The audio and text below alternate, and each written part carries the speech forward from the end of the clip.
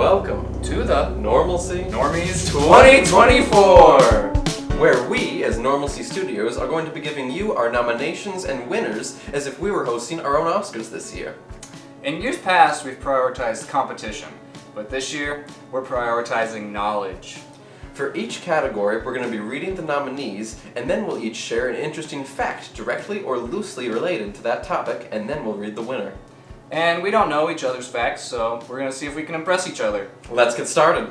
This year, the nominees for Best Visual Effects are Mission Impossible: Dead Reckoning Part 1, Guardians of the Galaxy Volume 3, Dungeons & Dragons: Honor Among Thieves, Oppenheimer, and Godzilla -1. So what's your fact for the visual effects, Adam? My fact is, the first visual effects award at the Oscars was called Best Engineering Effects, and was awarded to 1927's Wings for its stunning aerodynamic representation of World War I era dogfights. I didn't know that. I could have guessed it was for Wings, because I do know that's the first The winner. one that won most But, so mine is just about visual effects in general. In 1907, Georges Méliès, who some might recognize being played by Ben Kingsley in the historical fiction movie Hugo, he was a big innovator in visual effects. He's the first person who invented double exposure on film, which is basically being able to expose a film twice so there can be two of the same person on screen. And it was a precursor to tons of effects we use, like even just doing split screens digitally, or we still use screening, which is the same thing of using a black background like he would, to create tons of visual effects you can use in After Effects today. I did not know that. Cool! So what's the winner that we've chosen to represent the best visual effects this year? The winner for visual effects is Oppenheimer. Congratulations, Oppenheimer. We're recognizing even all the kinds of practical in-camera effects, because that used to be the only kind of effects for this, and it's awesome. Yeah, those swirling things. That's what A I lot of remember. swirls. Yeah. Good swirls. And the nominees for score are Oppenheimer, May December, Killers of the Flower Moon, Spider-Man Across the Spider-Verse, and Godzilla -1. So Matt, hit us with a fact. So, relating to score, in 1915, the first movie to have a full musical score written for it ever was Birth of a Nation, the movie that's credited as painting the KKK as heroes and is responsible for the Klan's resurgence in the United States, fueling racism and segregation severely for decades to come. But back then, it's a fun fact, they still needed to play the score with a physical orchestra to go along with the movie, perfectly timed. Didn't see that one coming, did you? What do you got? Alright, my fact for score is the shower scene in Psycho was originally planned without music. I think I actually knew that. Crap. That's amazing, though.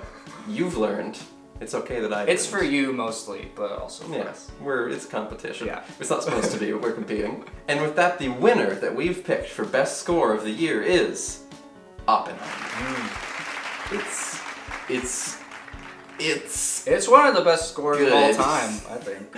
It's just one of those that, like, easily Christopher Nolan sometimes his can be kind of drony, but boy does this drone in just the right way. It does. I'm happy with it. This year, our nominees for Best Sound, both editing and mixing, are Godzilla -1, Oppenheimer, Maestro, Spider-Man Across the Spider-Verse, and Zone of Interest. Give us a lovely fact about sound, Adam. Sure. Erupting volcanoes are the loudest natural sound. Fascinating. Yeah. I did not expect you to go there. Like we said, these could be specific to the category of film sound or just about sound. Mine is a little bit of a history lesson. While many might know the jazz singer for introducing the talkie, or the first film with synchronized sound, you might not know the name George Robert Groves. He's credited as the first film sound mixer, who made it all possible. You had to record sound back then for film all at once. You couldn't cut if there was a musical number, like in the jazz singer, it had to be one big take. So he developed a simple 4-knob mixer to put in different mics and adjust them live as he was going in. All stuff that we do in post now. He put in a lot of work to get us where we are today. Yeah, it sounds like stuff was way harder back then. It was hard. And the winner for sound is Zone of Interest. I didn't see it this year, but Adam convinced me it was deserving. Yeah, just the whole plot revolves around sound because it's in a concentration camp and you can hear stuff that's going on, but you don't see it, so I think the sound is a very important aspect of that movie. I can't argue with that. Moving on to editing, the nominees are Oppenheimer, Spider-Man Across the Spider-Verse, Mission Impossible: Dead Reckoning Part 1, Asteroid City, and Killers of the Flower Moon. Alright, Matt, fact me. I'm gonna try. So, the Great Train Robbery in 1903 by Edwin S. Porter is considered to be the first use of crosscuts, a very basic part of editing, which is literally just cutting to something else happening. Back then, most movies were filmed like a play, and so they'd be like, we've got to show the whole scene of what's happening here. But he was the first person that was like, what if we show robbers come and knock out the conductor and start tying him, then we cut to people getting on the back of the train, then we cut back to at the same time, and now they've finished tying up the conductor. It's really simple, but we wouldn't have modern editing at all without that. Yeah, we take a lot of film language for granted, I think. Well, my fact is, the Truman Show director, Peter Weir, originally wanted to install cameras in movie theaters across the country, and at some point during the showing, cut to the actual audience watching the movie. The idea did not come to fruition. That sounds expensive, and people would complain about seeing themselves watching the movie. That's amazing, though. I love it. He's a forward thinker, I'm sure. So forward, we haven't gotten there yet. And the Normalcy Normie for best editing goes to Oppenheimer. Another Oppenheimer. There's so much editing in that movie. There really is. And it's very effective. And the fact that it is 3 hours and doesn't quite feel 3 hours is a testament. And there's a lot of cross-cuts. Our nominees for best cinematography are Godzilla -1, Oppenheimer, Maestro, Killers of the Flower Moon, and The Holdovers. What amazing bit of knowledge that I definitely have never heard before. Opening my horizons are you going to give us for cinematography? Indeed. 13 frames per second is the slowest speed that human brains can process images consecutively. The earliest cameras shot at 16 frames per second. Interesting. So any slower it'll just feel like a slideshow? I believe so. Interesting. I didn't know that. I learned something today. You held up to my incredibly high intro.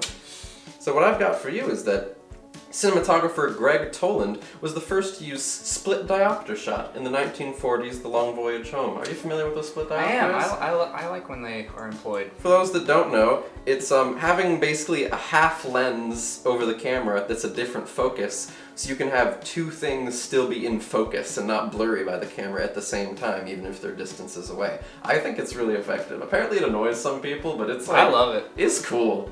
And the Normalcy Normie for cinematography goes to Maestro. Tell me about it. You didn't see it, I saw it. I know, I didn't see this one either. I'm very generous to listen to my friend Adam and take all that he's saying as fact. But I awarded it to Maestro just because there's some shots in there that stuck with me more than any other movie. And I think it's just a really pretty looking movie. I was really hoping you were just going to leave it at there's some shots in there. And the nominees for screenplay are Oppenheimer, Dungeons & Dragons Honor Among Thieves, Asteroid City, Dream Scenario, and The Holdovers. Can I please have a fact, Matt? Sure thing. This is a weird one about the Oscars history, because until 1956, there was a category called, for generally screenplay, Best Motion Picture Story, which was a screenplay award, but it's confusing because at one point there were also awards called Best Motion Picture Story, Best Screenplay, and Best Story and Screenplay. That's 3 different awards, all given out the exact same year, which all sound very similar. The one that's story was meant to be for plot and character, like a plot and character documents, that's just kind of an outline basically, no actual lines. And it's understood today that the one called screenplay usually meant an adapted screenplay, and the one that said story and screenplay means original and original screenplay. Good for them.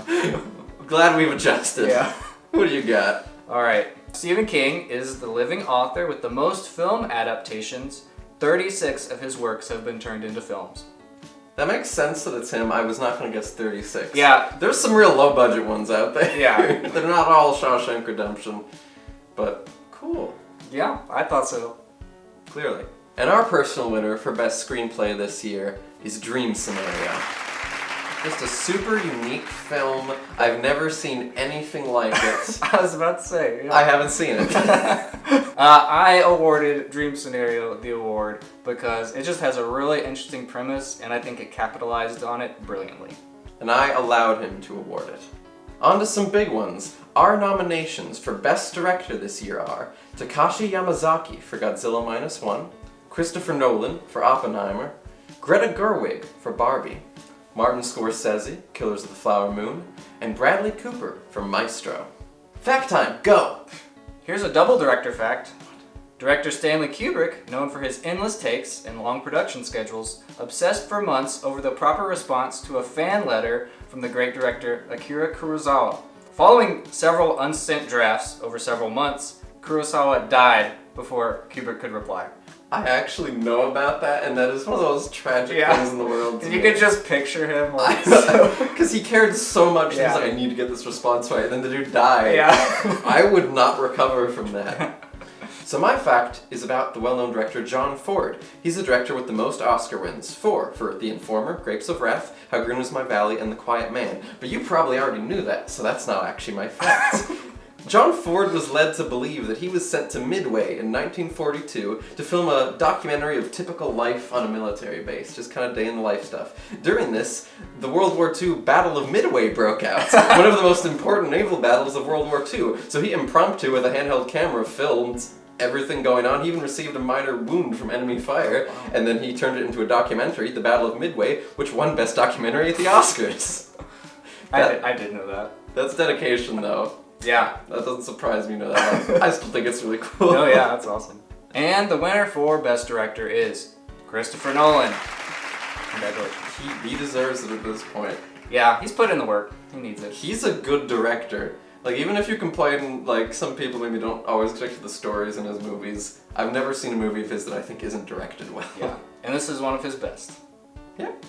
Moving on to Supporting Actress. The nominees are Emily Blunt for Oppenheimer, Rachel McAdams for Are You There, God? It's Me, Margaret, Divine Joy Randolph for The Holdovers, Julianne Moore for May, December, and Sandra Hüller for Zone of Interest. Hit me with the fact. I'm gonna try. So, for supporting actress, did you know the first Oscar for an African American was for supporting actress for Hattie McDaniel in 1939 for her supporting role in Gone with the Wind? Did you also know that she had to walk a very far distance since the hotel that was hosting the Oscars had a strong segregation policy, because this was 1939. Yeah. And so she basically had a small table in the back, and she couldn't attend the Oscar party afterwards because that club was no blacks. That's kind of shameful to invite her and not Yeah. be able to, like... Here's an award, but we don't really want we you don't around. want you? That's awful. Yeah. That's awful, but good to know. Those who forget history are doomed to repeat it. Okay. My fact is... Oh, that's actor. Sorry. Supporting Actress race of 1981 is the only time every nominee was a first-time nominee and would never be nominated again. I did not know that. That's really cool. Never again? Well, I think it's the only time that, I don't know. I just read it somewhere. But the important part is that the winner for Best Supporting Actress is Divine Joy Randolph for The Holdovers. I've also heard very professional people say it's Devine. Oh, it could be. I do not know. Okay. Our Normie nominations for Best Supporting Actor are Ryan Gosling in Barbie, Robert Downey Jr. for his work in Oppenheimer, Jeffrey Wright for Asteroid City, and Robert De Niro for his performance in Killers of the Flower Moon, and Glenn Howerton for being in Blackberry. Well, Adam, do you have any interesting information to share about the supporting actor category, or loosely relating to it? I believe it's very related to it. Oh. In 1973, 3 of the 5 supporting actor slots were filled by actors from The Godfather: Al Pacino, James Caan, and Robert Duvall. None of them won. Probably because it split the vote, Yeah, you it know? split the vote. You don't want to do that. Don't want to split And the Al vote. Pacino and supporting, ridiculous. Isn't he kind of He's the... He's the main character. And Marlon Brando was in lead. Okay, But fascinating. he died halfway through, I think. So my little fact is that in 1947, Harold Russell, a non-professional actor and World War II veteran who lost both of his hands in the war, technically is the only person to win 2 Oscars for the same performance in the same year. 1946 is the best years of our lives. He was nominated for Best Supporting Actor, but the night before, the Academy Board supposedly had a meeting the night before and said, there's no chance he's gonna win, but we want to honor him, so we're gonna give him an honorary Oscar, specifically though for that performance. And then he won, so he got 2 for the same performance. I'll say that might be my favorite fact of yours so far. Really, I think it's Yeah. wonderful. I'm happy for him. And the winner for supporting actor is Robert Downey Jr. for Oppenheimer. I feel like that's obvious to a lot of people. He's the front runner for a It's reason. his time. Yeah. And he was so good in the movie. Yeah. He was really good. Also that. Yeah, it helps. Moving on to lead actress, the nominees are Margot Robbie for Barbie, Lily Gladstone in Killers of the Flower Moon, Carey Mulligan, Maestro, Greta Lee, Past Lives, and, once again, Sandra Hüller for Anatomy of a Fall. Alright, bless us with a fact, Matt. Oh, right. My little fact about Best Actress is that Greer Garson is an actress who won Best Actress in 1943 for Miss Miniver, and she proceeded to give the longest Oscar speech ever, reportedly at 7 minutes. Many in the industry blame this for the usual 45-second limit that they impose now, because everyone was just like, that can't happen again. I mean, we would, That would be like a 10-hour Oscars if Yeah. everyone got that much time. And many try. Indeed. Okay, here we go. Did you forget you were going there? I did. Cool. Actress. In 1969, Katharine Hepburn and Barbra Streisand tied for Best Actress. The presenter, Ingrid Bergman, was quite befuddled upon opening the envelope. Katharine Hepburn was not present. That's wild. I feel like if the other person isn't present when there's a tie, I think that's the tiebreaker. I mean, Barbra Streisand's the only one who gave a speech, so she basically seemed like the winner. She's the winner in my heart. Yeah. But the winner tonight that we've chosen that isn't a tie for lead actress is Carey Mulligan for her role in Maestro. I've heard that the film like really shifts to her a lot, like it gives Yeah. her like a lot of focus. It ends up being like she's the main character in a way, and so It's probably why she's the lead actress. she is in lead actress. Yep. We know what we're doing here.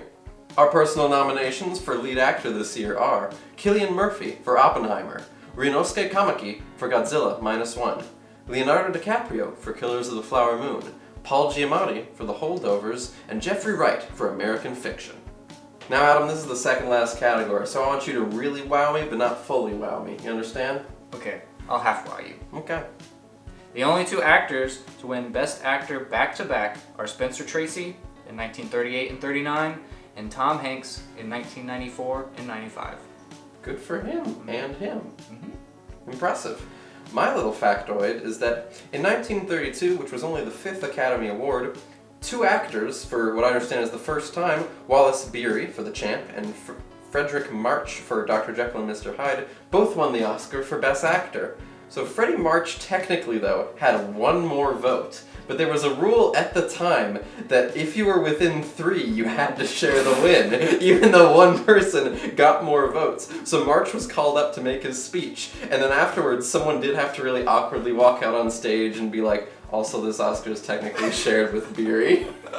That's a horrible situation. I'd take it if they're offering an Oscar. I'll take it, but I'd forever be like, I literally got less votes than the other person. But that's what happened, and now you know about it. The Normalcy Normie for lead actor goes to Cillian Murphy and Oppenheimer.